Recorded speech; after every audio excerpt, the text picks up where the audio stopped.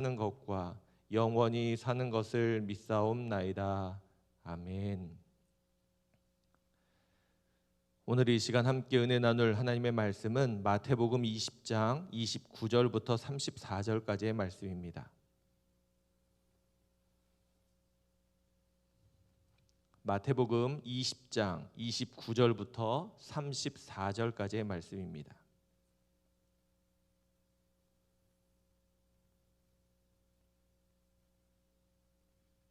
우리 말씀을 같이 함께 읽도록 하겠습니다. 그들이 여리고에서 떠나갈 때에 큰 무리가 예수를 따르더라. 맹인 두 사람이 길가에 앉았다가 예수께서 지나가신다 함을 듣고 소리질러 이르되 주여 우리를 불쌍히 여기소서 다윗의 자손이여 하니 무리가 꾸짖어 잠잠하라 하되 더욱 소리질러 이르되 주여 우리를 불쌍히 여기소서 다윗의 자손이여 하는지라. 예수께서 머물러 서서 그들을 불러 이르시되 너희에게 무엇을 하여 주기를 원하느냐. 이르되 주여 우리의 눈뜨기를 원하나이다.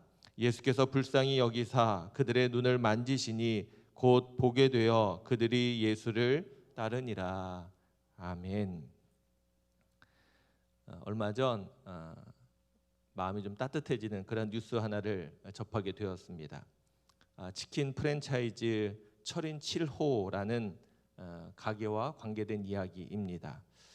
홍대 앞에 있는 이 철인 7호라는 치킨 프랜차이즈 점주에 대한 이야기가 사람들 사이에서 아주 좋은 영향을 미치는 그런 이야기로 소개된 것입니다. 아주 큰 일은 아니었지만 사람들의 마음을 요즘처럼 힘들고 어려울 때 따뜻하게 하는 그런 이야기여서 사람들에게 큰 감동을 주는 것 같습니다. 어릴 적 부모를 잃고 한 고등학생이 할머니와 또 7살 된 어린 동생을 데리고 함께 살아가는 겁니다. 집이 어려우니 고등학생임에도 불구하고 본인이 아르바이트를 해서 생계를 책임져야 하는 겁니다. 그런데 1년 동안 코로나로 인해서 제대로 일을 할 수 없으니까 생계가 점점 어려워지는 것이죠. 어리광 피우는 동생을 데리고 길을 걸어가다가 동생이 이 치킨집 앞에 서서 치킨을 먹고 싶어서 치킨집 앞에 서서 있었던 겁니다. 이 모습을 지켜본 가게 점주가 아이들을 안으로 데리고 들어가서 그들에게 맛있는 치킨을 대접해 준 것입니다. 이 아이는 그때 주머니에 5,000원밖에 없어서 큰 고민을 하고 있었다는 것이죠. 치킨값을 낼 수 없는 상황이니 마음속으로 먹으면서도 불안한 겁니다. 먹고 나서 도망을 갈까? 또 먹고 나서 어떻게 해야 될까? 그런데 맛있게 먹는 동생의 모습을 보면서 본인도 그 치킨을 먹게 되었다. 그런 이야기를 하는 겁니다. 그런데 주인은 이렇게 맛있게 먹은 치킨 맛있게 먹은 아이들에게 다 먹은 다음에 치킨값을 요구하지 않고 그 아이들을 그냥 돌려보낸 것이죠. 이후에도 그 어린 동생이 몇 번 이 가게 앞을 지날 때마다 이 아저씨는 이 아이에게 치킨을 대접해 주기도 하고 또 머리가 헝클어져 있어서 손수 미용실에 데려가서 머리를 깎아주기도 했다는 겁니다. 이것은 드러날 수 없었던 이야기인데 이야기가 드러나게 된 것은 이 고등학생 A군이 이 프랜차이즈 본사에 이 점주에 대해서 감사한 마음으로 손편지를 썼기 때문에 이것이 등장하게 된 겁니다.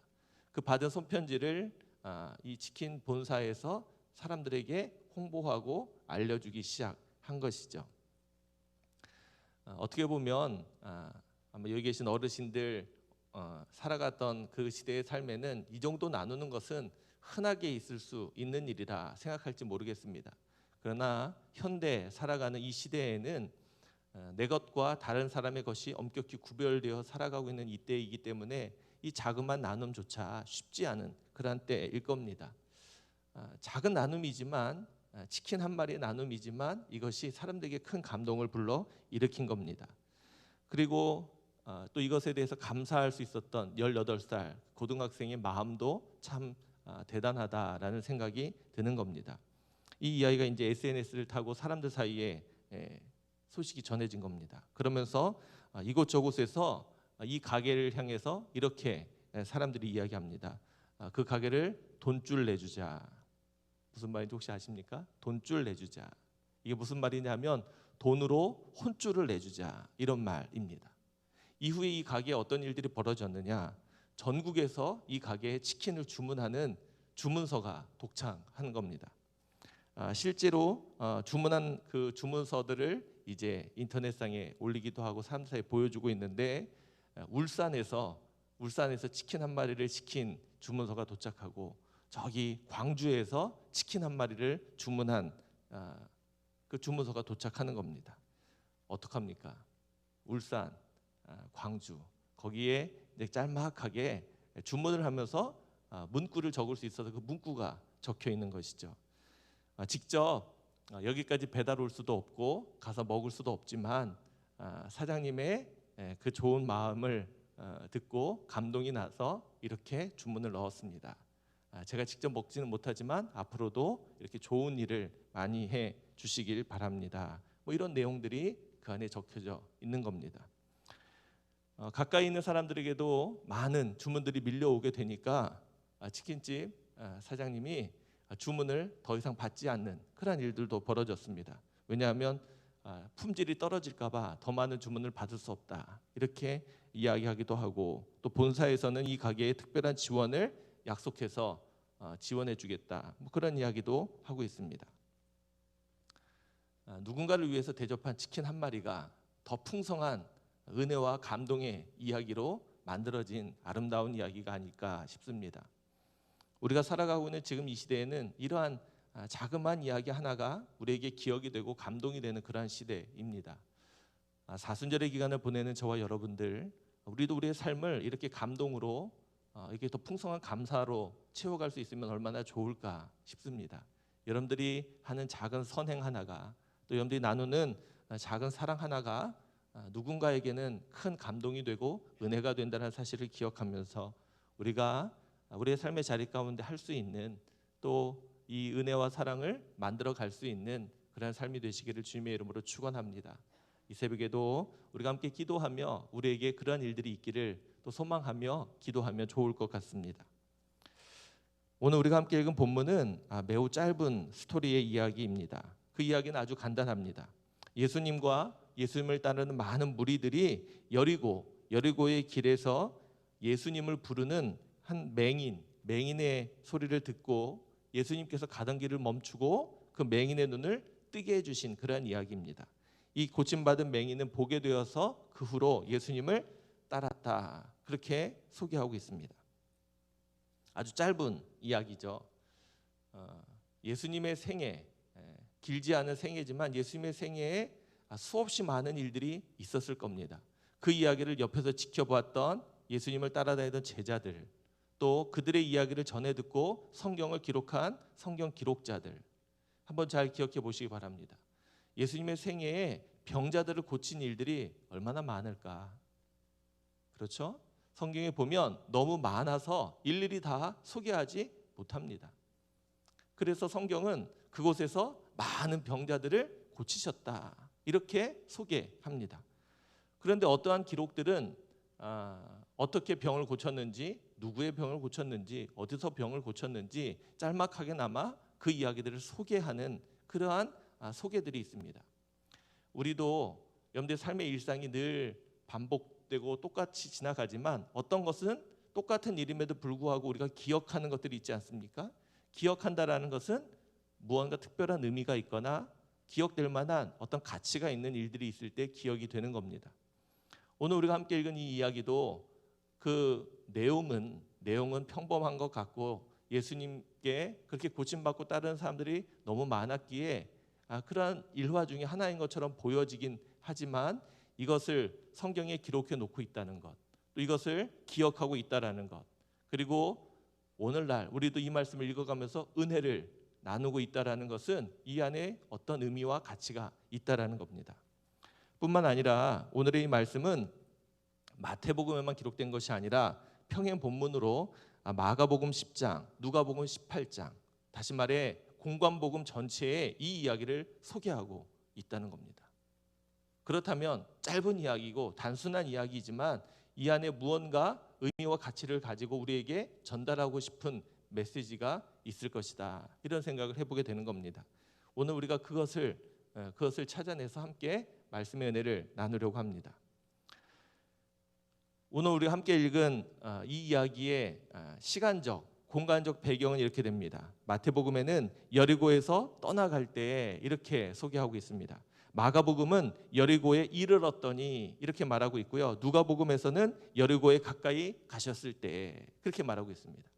이것은 아마 성경을 기록하는 기록자가 전해 들었던 이야기 가운데 이러한 내용으로 아마 전해 들었던 모양입니다. 여리고를 떠나갈 때든지 여리고에 가까이 이르렀을 때든지 시간적으로는 차이가 있을 수 있지만 중요한 본질은 바뀌지 않는 겁니다. 이 사건은 여리고에서 있었던 사건이다. 우리가 생각해 볼 수 있는 겁니다. 그것만이 아닙니다. 여기에 등장하고 있는 어떤 주인공이라고 말할 수 있는 사람에 대한 표현도 조금씩 다릅니다. 마태복음은 맹인 두 사람으로 이렇게 소개하죠. 맹인 두 사람이 길가에 앉아 있다가 그렇게 소개합니다. 마가복음은 우리가 잘 알고 있는 것처럼 이 사람을 누구로 소개하느냐? 디메오의 아들 바디메오 그렇게 소개합니다. 디메오의 아들이나 바디메오라는 말은 같은 말입니다. 다시 말하면 바디메오는 이름이 아니고 바가 누구누구의 아들이라는 뜻이거든요. 그러니까 바디메오는 디메오의 아들이라는 겁니다. 이름이 없는 그 사람. 그러니까 그 거지 맹인이 거기 앉아서 구걸하고 있었다. 그렇게 소개합니다.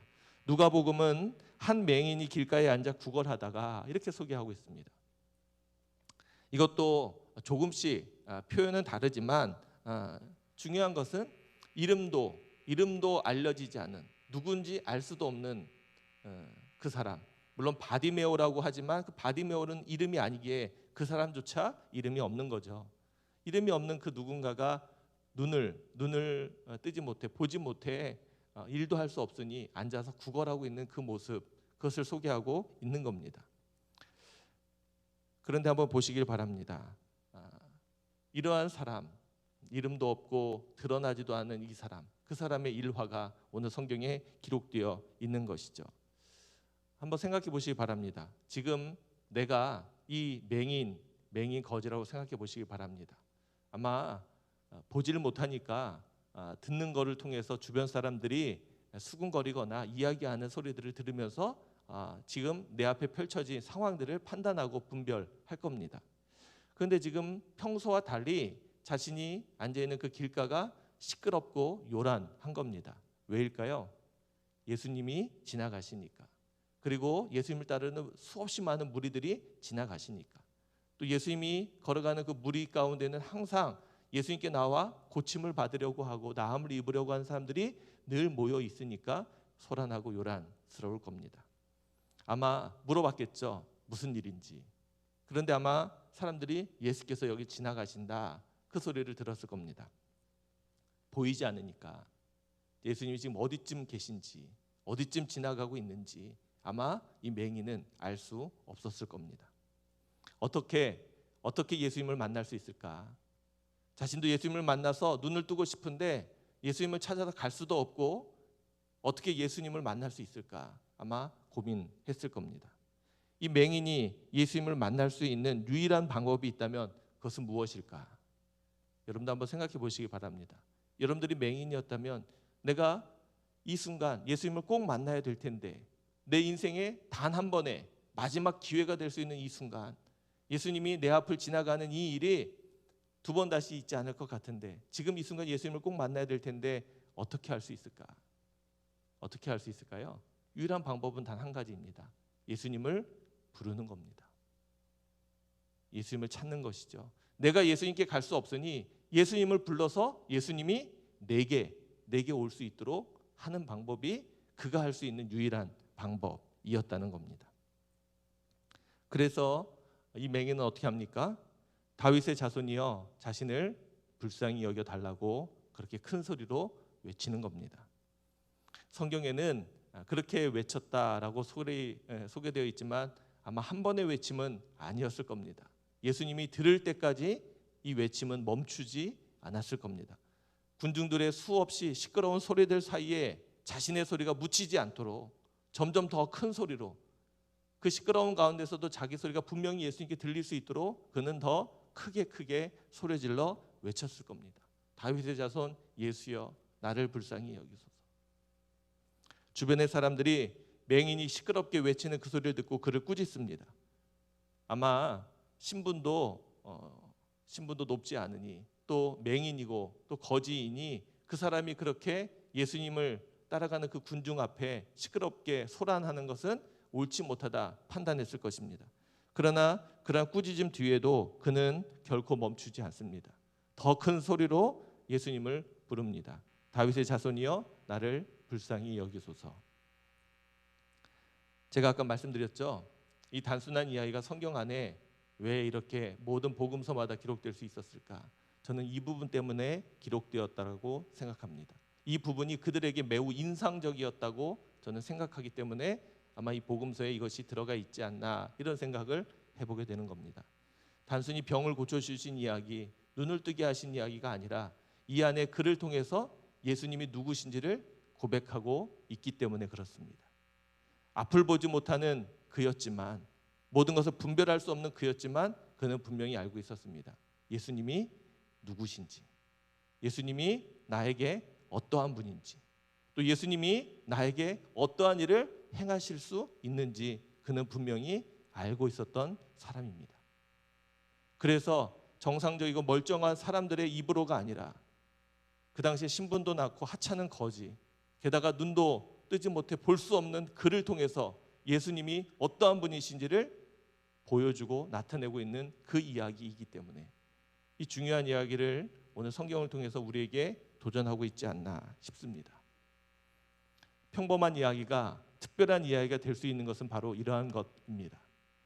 우리의 삶의 자리도 마찬가지죠. 우리의 삶의 자리를 여러분들 특별하게 또 거룩하게 만드시고 싶으십니까? 똑같은 삶의 자리, 또 변함이 없는 삶의 자리지만 그 삶의 자리에 우리가 우리 주님과의 관계 안에 또 주님과의 만남 가운데 또 주님과 함께 동행하면서 무언가 의미 있고 가치 있는 일들을 만들어 갈 때 그 삶이 특별한 삶이 되고 그 삶이 거룩한 삶이 될 줄로 분명히 믿습니다.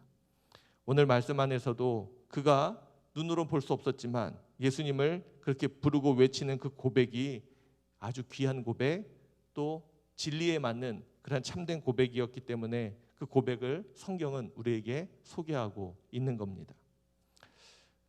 오늘 이 새벽에 우리도 이 말씀을 함께 읽고 나누었는데 우리도 함께 하나님 앞에 기도하며 또 우리의 삶을 돌아보며 나아갈 수 있었으면 좋겠습니다. 우리는 과연 지금 우리의 삶에 주님을 얼마만큼 필요로 하고 있는지 한번 돌아봤으면 좋겠습니다. 이 맹인 거지처럼 정말로 절대적으로 주님이 필요한 그런 삶을 살고 있습니까? 나에게는 주님의 은혜만이 절실하다, 주님의 은혜가 아니면 안 된다, 혹시 이러한 마음으로 살아가고 계십니까? 바라기는 우리에게 주님의 그 은혜가 절실했으면 좋겠습니다. 그 은혜 아니면 안 된다라는 마음으로 소리질러 외치고 옆에서 꾸짖으면 더 큰 소리로 외칠 수 있는 우리가 되었으면 좋겠습니다.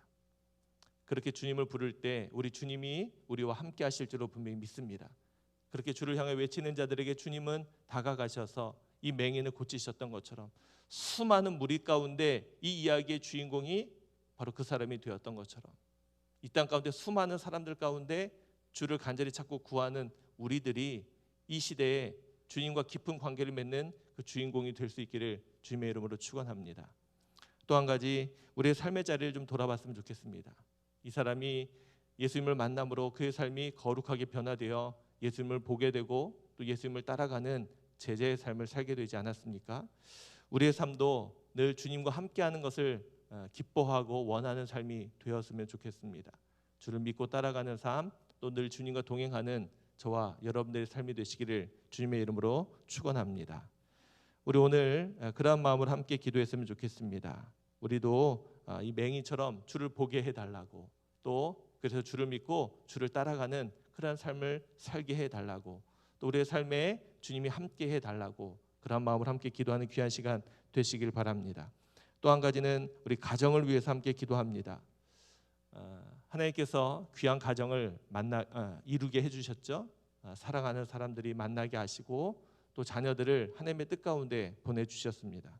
그런데 이러한 가정이 사랑과 행복함이 있어야 될 텐데 오히려 그것이 깨어져서 어렵고 힘든 가정들이 있습니다. 관계가 깨어지고 관계가 막힌 그런 일들이 있다면 하나님 이 모든 관계들을 회복시켜 주옵소서, 그렇게 기도할 수 있기를 바랍니다. 또한 바라기는 모든 가정들이 하나님께서 친히 이끄시는 믿음의 기업들, 믿음의 가정들 되게 해달라고 함께 이 새벽에 기도했으면 좋겠습니다. 기도의 제목 가지고 함께 기도하고 또 여러분들 개개인의 기도 제목 안고 기도하시다가 자유롭게 돌아가시면 될 것 같습니다. 기도하겠습니다. 우리 무명으로 감사함을 하나님 앞에 드리셨습니다.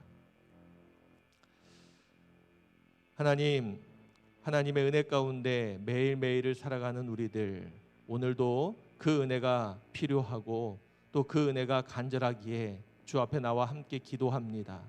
하나님, 우리들도 이 땅을 살아가는 동안에 오늘 소개된 맹인처럼 주님의 은혜가 절실하고 또 주님의 은혜가 갈급한 그러한 심령들 되기를 간절히 소망합니다. 다른 것에 우리의 마음과 눈을 빼앗겨 다른 것을 의지하고 다른 것을 바라보며 살지 않게 하시고 오직 주만 바라보며 살아갈 수 있는, 또 주님을 외쳐 부르며 주님을 찾을 수 있는 우리들 되게 해 주옵소서. 언제라도 주를 부르면 주님께서 우리에게 오셔서 우리와 함께 하시는 줄로 분명히 믿습니다. 사순절의 기간을 보내는 우리들, 또 힘들고 어려운 고단한 인생을 살아가는 우리들, 늘 주님을 외쳐 부르게 하시고 우리의 부름에 신실하게 응답하신 주님과 함께 살아가는 우리의 삶이 되게 해 주옵소서. 또한 하나님, 우리가 주님을 바로 볼 수 있게 되기를 원합니다. 주님이 어떠한 분이신지, 또 주님이 우리에게 무엇을 하시는 분인지, 우리가 주님을 위하여 무엇을 해야 하는지 볼 수 있기를 간절히 소망합니다. 오늘 맹인들처럼 주님을 거룩한 그 이름으로 부르며 외치는 자들 되게 해 주옵소서. 하나님, 바라기는 오늘 이 새벽 우리가 함께 기도하기는 우리도 눈을 떠 보게 하시고, 하나님, 우리가 참된 진리를 본 자로 이 땅 가운데 살아가는 거룩한 믿음의 백성들 되게 해 주옵소서. 특별히 가정을 위하여 함께 기도합니다. 하나님이 거룩하게 구별해 세우신 믿음의 가정들, 하나님, 아픔과 상처와 어려움들이 있는 가정들이 있다면 하나님 그 가정들을 주님이 기억하시고 은혜를 베풀어 주옵소서. 끊어지고 막혀진 관계들이 있다면 그 관계가 다시금 이전과 같이 사랑의 관계, 신뢰의 관계로 회복되어 갈 수 있도록 인도하여 주시고, 하나님 이 땅 가운데 살아가는 동안에 더불어 함께 더 행복하게 살아가는 귀한 믿음의 가정 되게 해 주옵소서. 우리 도남동교회에 속한 모든 가정들이 이러한 가정 되게 하시고 믿음의 터전 위에 건강하게 행복하게 또 무엇보다 거룩하게 세워지는 가정들 되게 해 주옵소서. 또한 그 가정들이 하나님이 친히 이끄시는 믿음의 기업들 되길 원합니다. 하나님이 친히 인도하시고 이끄셔서 하나님이 영광스럽게 받으시는, 하나님이 기뻐하시고 자랑하시는 그런 가정들 될 수 있도록, 또 믿음의 가문 될 수 있도록 인도해 주옵소서. 오늘 이 새벽에도 우리가 각자 기도해야 될 기도의 제목을 안고 함께 기도합니다. 이 귀한 새벽의 시간, 믿음으로 주 앞에 기도하는 귀한 종들의 기도를 하나님이 기뻐 받으시며 신실하게 응답해 주시고 우리의 삶의 자리 가운데 함께하여 주옵소서. 감사를 드리며 우리를 사랑하시는 예수 그리스도의 이름으로 기도하옵나이다. 아멘. 우리 자유롭게 기도하시고 돌아가시면 되겠습니다.